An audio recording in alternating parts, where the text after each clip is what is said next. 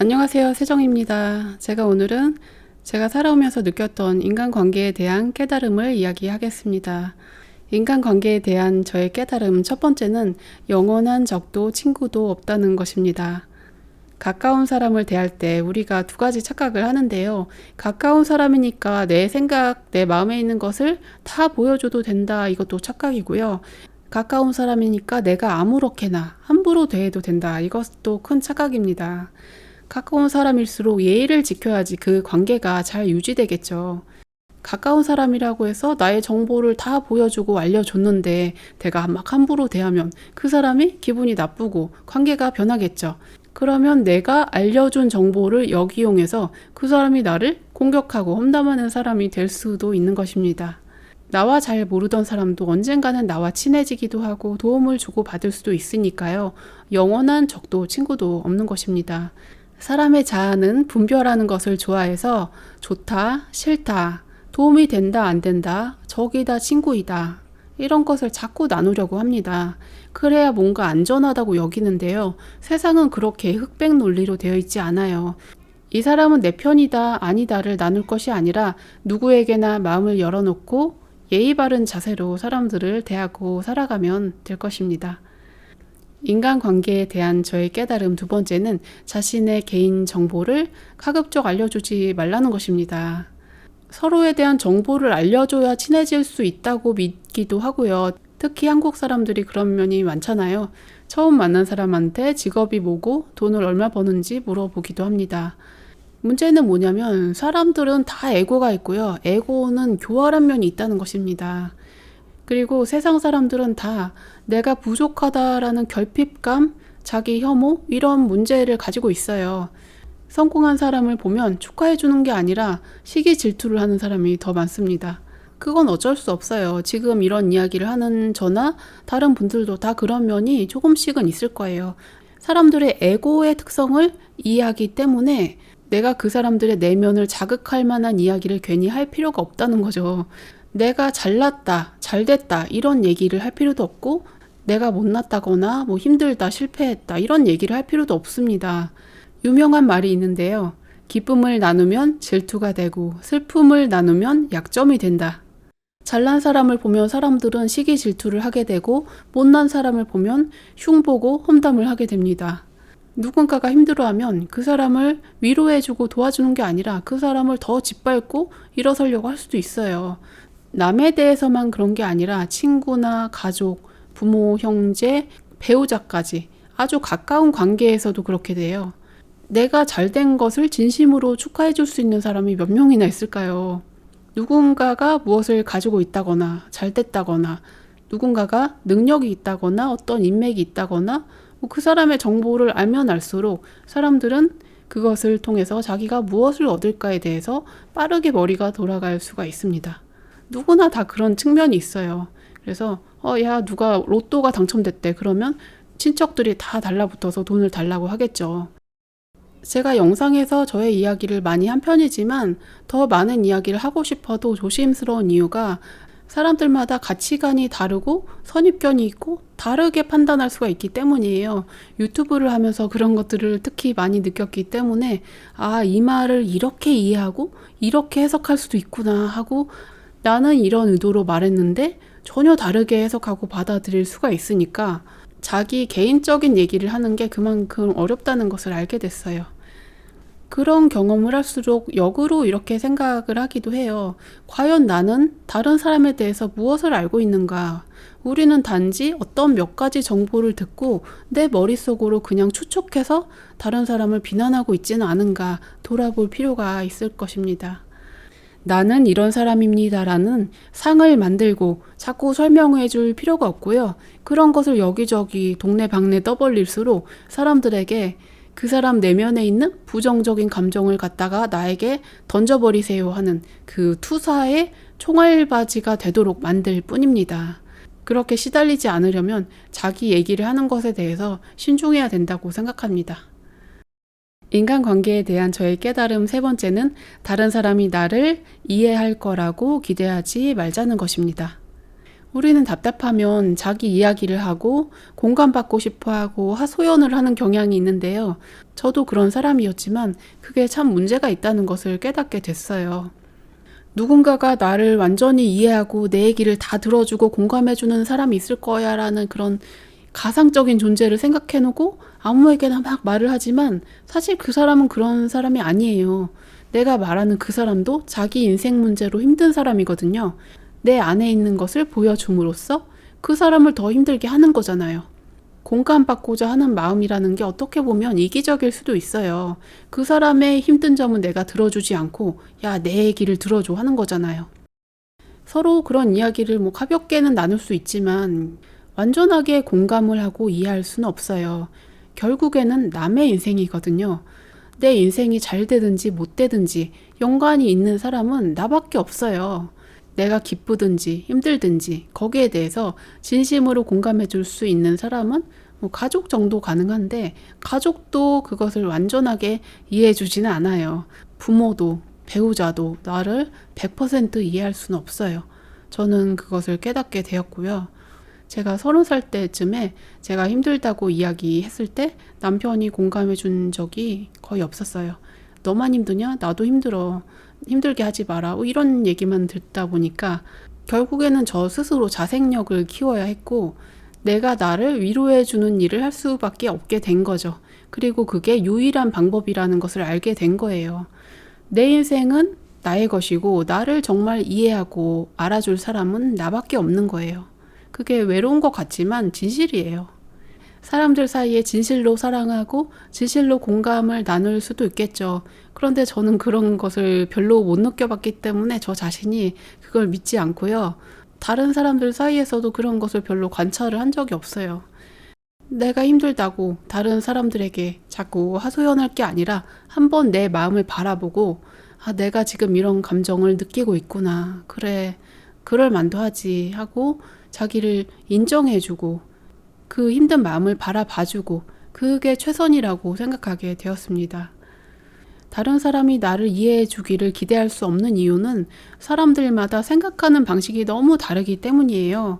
각자 살아온 인생 경험이 다르고 사고방식, 가치관이 각자 다르기 때문에 한마디로 말하면 뇌 구조가 다른 거예요.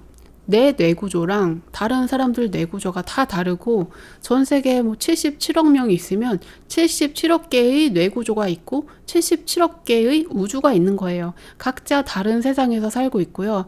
내가 바라보는 시각과 그 사람들 각자가 바라보는 시각이 각각 달라요. 나와 다른 우주 속에서 살아가는 사람에게 가서 똑똑 문을 두드리고 내가 이렇게 힘들어요 라고 이야기를 해봤자 그것은 그 사람에게 있어서 와닿지 않을 가능성이 더 높다는 거예요. 사람들 간의 친밀함을 나누고 이해관계를 위해서 적당히 대화를 나눌 수는 있겠지만 진심으로 공감을 해준다는 것은 기대하기가 정말 힘들다는 것입니다. 인간관계에 대한 저의 깨달음 네 번째는 자신과 맞지 않는 사람과의 대화를 피하라는 것입니다. 잘 맞지 않는 사람이라는 것은 두 가지가 있는데 한 가지는 원래부터 나를 감정적으로 싫어하는 사람이 있고요. 나와 가치관이 완전히 다른 사람이 있습니다. 이 두 가지 다 이야기를 할 필요가 없어요. 그 밖에 다른 문제에서는 너무 친하고 잘 통하는 사람이더라도 정치, 종교 얘기를 했다가는 서로 싸우고 난리가 날 수가 있어요. 성소수자에 대한 문제도 그렇고 PC주의에 대한 문제, 남녀 갈등, 페미니즘, 첨예하게 의견이 대립하는 문제에 대해서는 아예 논쟁을 시작하지 않는 게 좋겠고요. 그런 이야기는 가급적 나누지 않는 게 좋겠고요. 주제를 다른 데로 돌리거나 자리를 피하는 게 좋겠죠. 나를 원래부터 싫어하는 사람이라는 것은요. 저는 블로그와 유튜브를 하면서 그런 경험을 더 많이 했는데요. 나를 원래부터 싫어하는 사람이 뭐냐면 제가 영상에서 하는 말에 대해서 의견이 다르기 때문에 다른 주장을 하시는 것은 제가 얼마든지 이해를 하거든요. 그런데 그게 아니고 겉으로 보면 그 형식은 주장을 다르게 한 것은 맞아요. 그런데 그 말투나 문맥을 자세히 들여다보면 뭔가 주장을 하기 위해 쓴 글이 아니라 너는 뭔가 잘못됐다라는 공격을 하고 싶은 마음이라든지 난 너가 보기 싫다라는 그런 감정이라든지 그런 게 들어있는 경우가 꽤 있어요. 그런 경우에는 제가 성실하게 답글을 달아드려도 필요가 없더라고요. 또 트집을 잡고 이게 반복이 되거든요. 가까운 사람과의 인간관계도 마찬가지고요. 트집을 잡고 뭐라고 한다는 것은 그 사람의 정말 잘못된 것에 대해서 지적을 하려는 게 아니라 난 너가 싫어라는 것을 표현을 하는 경우가 많습니다. 사람들은 이성에 의해서 행동하고 말하는 것 같지만 대부분의 경우는 감정에 의해서 움직입니다. 겉으로는 아무리 이런저런 이유를 갖다 붙이지만 그 밑바닥에는 감정이 깔려 있는 거예요. 그 밑에 있는 감정을 봐야 되는 거죠. 저의 경우에는 예를 들면 술을 많이 먹는 것이 영성에 좋지 않습니다라고 이야기하면 술을 좋아하는 사람은 거기에 대해서 싫어하는 마음을 품고 저를 공격할 수도 있을 것이고요. 기독교에서 예수를 믿어야만 천국에 간다는 것은 문제가 있다고 생각합니다. 제가 이렇게 말하면 기독교를 믿는 분들은 제가 틀렸다고 생각하고 또 댓글을 다시겠죠. 이성적으로 생각해서 저 사람의 의견이 틀렸으니까 거기에 대해서 다른 의견을 적는 것은 괜찮은데 인신공격이나 비난이 들어가게 되는 이유는 자신의 존재에 대해서 부정당했다고 느끼기 때문이에요. 술을 좋아하는 사람이라고 해서 내가 술인가요? 기독교를 믿는다고 해서 내가 기독교인가요? 그건 아니거든요. 내가 어떤 연예인을 좋아한다고 하지만 그 사람이 나한테 10원도 안 주거든요. 사실은 아무 관계가 없어요. 사람들은 자기의 존재에 대해서 이해가 부족하기 때문에 내가 좋아하는 것이나 내가 속해 있는 것, 이것을 자기 자신이라고 착각합니다. 내가 어떤 생각을 하든지 그 생각은 내가 아니고요. 내가 무엇을 믿든지 그것은 내가 아니에요. 저는 영성 채널을 하지만 영성 가르침은 제가 아니에요. 저의 존재는 여기 있기 때문에 어떤 가르침을 반박하는 사람이 있다고 제가 그 사람을 미워할 필요가 없는 거죠. 존재라는 것은 존재이고 우리의 생각들은 다 그냥 가상의 것들일 뿐이에요. 사람과 사람은 서로 존재이기 때문에 그 신성을 가진 존재들끼리 서로 이해하는 것이 필요하고요. 사람들은 자기와 관련된 것을 자기와 자꾸 동일시를 시키기 때문에 그것을 욕하면 자기가 공격받는다고 느끼는데요. 그것이 큰 착각입니다. 그건 내가 아니에요. 내가 믿는 신념, 내가 하는 생각, 심지어 이 육체조차 내가 아닙니다. 나라는 것은 근본은 영적인 존재가 나이기 때문에 육체도 내가 아니고 내가 믿는 종교적 신념, 정치적 신념 어떤 것도 내가 아니에요. 깨달음에 대해서는 그렇게 설명할 수 있겠지만 현실적으로 대부분의 사람들은 그런 것들을 모르고 동일시에 빠져서 살아가고 있기 때문에 누군가가 트집을 잡고 말꼬리를 잡고 계속 뭐라고 하고 그런 것은 처음부터 대꾸를 하지 않는 게 되게 편하더라고요. 그냥 그 사람은 생각이 다르구나, 뭔가 불쾌함을 느꼈겠지, 그럴 수도 있지 하고 저는 넘어가는 편입니다. 인간관계에 대한 저의 깨달음 5번째는 자신의 미래에 대한 계획을 말할 필요가 없다는 것입니다. 자기가 가장 관심 있는 것은 자기 인생이에요. 다른 사람의 삶은 어차피 남의 인생이고요. 나는 이렇게 할 거예요 라고 다른 사람에게 굳이 설명할 필요가 없다는 것이고요. 다른 사람에게 뭔가 보여주고 싶다면 말을 할 것이 아니라 직접 행동을 하세요. 미래에 대한 계획을 남에게 말하면 에너지가 새는 측면도 있거든요. 나는 이렇게 하겠다라는 자신의 계획을 내 마음에 품고 있어야 그것을 계속 인식을 하면서 실현할 수가 있게 되는데요. 다른 사람에게 자꾸 말을 한다면 그것은 이미 실현된 것처럼 뇌가 착각을 하게 돼요. 자신이 직접 그 일을 실현하려는 의지가 점점 약해지게 됩니다. 내가 이렇게 앞으로 큰 일을 할 것입니다. 또는 내가 앞으로 너에게 이렇게 잘해줄게. 이런 말들은 사기꾼이거나 그 사람을 통해서 어떤 이익을 얻으려고 한다든지 그런 문제가 있을 수 있어요. 서로 이해관계가 있는 사람이 아니라면 다른 사람의 미래 계획을 괜히 들어줄 필요도 없고 내가 나의 미래에 대해서 설명할 필요도 없습니다. 그저 살아가면 되는 것입니다. 인간관계에 대한 저의 깨달음 6번째는 다른 사람에 대한 칭찬을 자주 하지 말라는 것입니다. 비난을 하지 말자는 것은 너무 당연한 것인데 칭찬을 한다는 것도 부담을 주게 됩니다. 칭찬이나 비난이나 둘 다 좋다, 나쁘다를 기준으로 한 평가하는 말이기 때문에 이랬을 때는 칭찬할 만하고 이랬을 때는 칭찬할 수 없다라는 개념을 깔고 있는 거죠. 제가 요즘에 좀 살이 찐 편이긴 한데 살이 쪘다는 얘기나 빠졌다는 얘기나 다 불편한 것은 마찬가지예요. 살이 쪘다는 얘기는 자꾸 빼라는 압박인 것 같고, 살이 빠졌다는 얘기는 그 전에 쪄서 보기 안 좋았다는 얘기인 것 같고, 둘 다 듣기 안 좋은 건 똑같고요. 얼굴에 대해서 예뻐졌어요, 그런 얘기도 마찬가지고, 아이들에게 성적이 좋다고 칭찬을 한다면 성적을 잘 받지 못했을 때는 내가 칭찬을 받지 못하고 엄마가 나를 미워하겠구나, 이런 불안과 두려움에 휩싸이게 됩니다. 무엇은 좋고 무엇은 나빠, 나는 너가 이렇게 됐을 때만 너를 좋아하고 사랑할 거야, 이런 분별적인 마음을 보여주게 되는 것이기 때문에 누군가를 비난하는 것도 좋지 않지만 자꾸 칭찬을 하는 것도 좋지 않더라고요. 우리가 당면한 그날그날의 상황에 대해서 지금 여기에 대해서 이야기하면 되지, 당신은 어떻다 라는 그 사람에 대한 평가는 가급적 하지 않는 게 좋은 것 같습니다. 인간관계에 대한 깨달음 7번째는 원하지 않는 조언을 해주지 말라는 것입니다. 이것도 여러분들이 많이 알고 있는 얘기잖아요. 힘들어하는 사람 중에 많은 사람들이 답정너 기질을 가지고 있습니다. 내가 듣고 싶은 답은 정해져 있어. 너는 대답만 하면 돼. 내가 잘했다고 말해줘. 내가 옳다고 말해줘. 누군가가 나를 괴롭히고 힘들게 하는데 저 사람이 나쁜 사람이라고 말해줘. 나랑 같이 그 사람을 공격해줘. 너는 잘못한 게 하나도 없고 주변 사람이 잘못했고 주변 상황이 안 좋을 뿐이야. 이런 식의 공감을 받고 싶은 애고가 있거든요.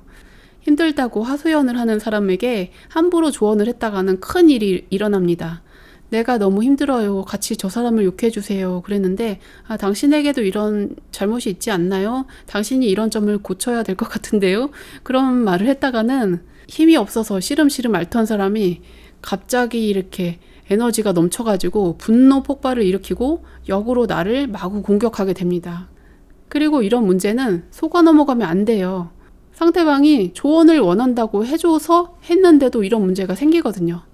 내가 정말 힘든데 정말 조언을 해주세요 했는데 너의 문제는 이런 게 있는 것 같고 이것을 좀 고쳤으면 좋을 것 같다 라고 말을 해줬을 때 그 사람은 내가 자신을 좋지 않게 보고 공격받는다고 느끼고 공감받지 못했다고 느끼고 괴로워하고 역으로 나를 미워하게 되는 경우가 꽤 있어요. 그 사람이 정말 조언을 들을 만한 심리적인 상태에 있는가, 그럴 만한 정신적인 수준이 되어 있는가, 그것을 알아야 되겠고요. 웬만하면 하지 않는 게 좋더라고요. 그리고 조언을 해준다고 해서 그 조언이 먹히지가 않아요. 사람들은 각자 자기가 살아온 인생 경험이 있고 자기만의 뇌구조가 너무 확실하고 자기의 잠재의식, 살아온 습성이 너무 확실하거든요. 특히 나이가 들수록 그게 더 단단하게 굳어지기 때문에 그것을 어떻게 바꿔요. 나도 나를 못 바꾸는데 다른 사람 보고 이걸 좀 바꾸라고 힘들거든요. 아무리 내가 보기에는 뻔하게 보이고 저 사람 저것 좀 바꾸면 정말 좋아질 텐데 이렇게 보이더라도 자기 입장에선 다른 거예요. 그리고 그런 점을 꼭 나쁘게 생각할 필요는 없어요. 사람들마다 각자의 삶의 여정이 있기 때문에 우리가 좋은 경험을 하든지 안 하든지 우리의 단점을 고치든지 안 고치든지 그것은 다 그 사람의 인생에서 배움을 얻어가는 과정 중에 있는 거예요. 어떤 단점을 고치지 못해서 고생하는 사람이 있다면 그 사람은 아직도 그 문제로 공부 중에 있는 사람인 거죠. 그런데 내가 여기 답지가 있으니까 이거 보고 다 해결해 할 필요는 없는 거예요. 스스로 깨닫고 고치는 수밖에 없어요. 그게 아무리 몇십 년, 몇백 년이 걸리더라도 어쩔 수가 없는 거예요. 사람이 자기 문제를 깨닫고 고친다는 것은 절실한 상태에 놓여야 돼요. 나락으로 떨어져서 정말 힘들고 절실하고 그런 경우에 겨우 조금 깨닫고 조금 바꾸게 되거든요. 전혀 나는 절실하지 않고 그냥 이런 습성대로 살아오는 게 편한데 남이 괜히 갑자기 나한테 와서 그걸 바꾸라고 하는 것은 다른 사람의 인생에 대한 참견이고 모욕이 될 수밖에 없는 것입니다. 가급적 남의 인생에는 조언하지 말자. 그게 중요하고요. 그래도 뭔가 조언을 주고 싶을 때는 그 말하는 방식이 중요해요. 너는 이렇게 바꿔야 돼 라는 지적하는 말투가 아니고 나는 이렇다라는 나의 경험을 설명해 줘야 돼요. 너가 지금 힘든데 나도 예전에 그런 적 있었어. 그런데 나는 이렇게 하니까 조금 괜찮아졌어 라고 나의 경험을 넌지시 얘기해 줄 수는 있지만 그 사람에 대해서 너가 잘못됐다라는 그런 표현은 하면 안 되겠죠. 나는 이런 경험을 했다는 것을 보여주고 참고하라고 할 수 있는 거고요. 거기까지가 우리가 할 수 있는 최선인 것 같습니다. 제가 말했던 것, 첫 번째, 영원한 적도 친구도 없다. 두 번째, 가급적 자기 개인정보를 자꾸 알려주지 말자. 세 번째, 다른 사람이 나를 다 이해할 거라고 기대하지 말자. 사람들마다 다 사고방식이 다르다. 네 번째, 자신과 맞지 않는 사람과의 대화를 피하자. 굳이 얽혀서 싸울 필요가 없다. 다섯 번째, 자신의 미래의 계획을 말하지 말자. 미래의 계획은 내가 지키고 행동으로 보여주자. 여섯 번째, 다른 사람을 과하게 칭찬하지 말자. 칭찬도 평가하는 말이라서 부담을 준다. 일곱 번째, 원하지 않는 조언을 주지 말자. 사람은 조언에 의해서 변하는 게 아니라 자기 스스로 성찰하고 깨달아야 변화할 수 있다는 것입니다. 제가 말씀드린 것 대부분의 내용이 한 가지로 압축될 수 있는 것 같은데요. 나와 다른 사람들 사이에 경계선을 좀 짓자는 것입니다. 공감하고 살아가는 것도 필요하지만 나와 남이 다르다는 것을 분명히 이해할 필요가 있어요. 나는 질투심이 없는 사람이지만 질투심이 많은 사람도 있어요. 나는 이러니까 저 사람이 이럴 거라고 기대해서는 안 돼요. 별 다양한 사람이 있기 때문에 항상 말을 조심해야 되고 예의 바르게 대해야 되고 나의 모든 것을 보여줄 필요도 없고 너무 다른 사람의 인생에 관여하고 과도하게 조언을 줄 필요도 없고 서로의 삶이 어떻든지 존중해 주면서 살아가야 하겠습니다. 우리는 각자 다른 영혼이고 다른 특성을 가지고 있고 다른 목적을 가지고 이 지상에 와서 살고 있습니다. 다른 사람들이 나와 똑같은 생각을 할 거라고 기대해서는 안 될 것이고요. 내가 이것을 믿는다고 다른 사람에게 강요할 필요도 없습니다. 내 인생의 문제는 기본적으로 내가 풀어야 한다라는 자세를 가지고 다른 사람의 문제도 그 사람이 풀도록 존중을 해주고 각자의 경계선을 건강하게 지키면서 살아갔으면 좋겠습니다. 도움이 되었다면 구독과 좋아요 해주세요. 시청해주셔서 감사합니다.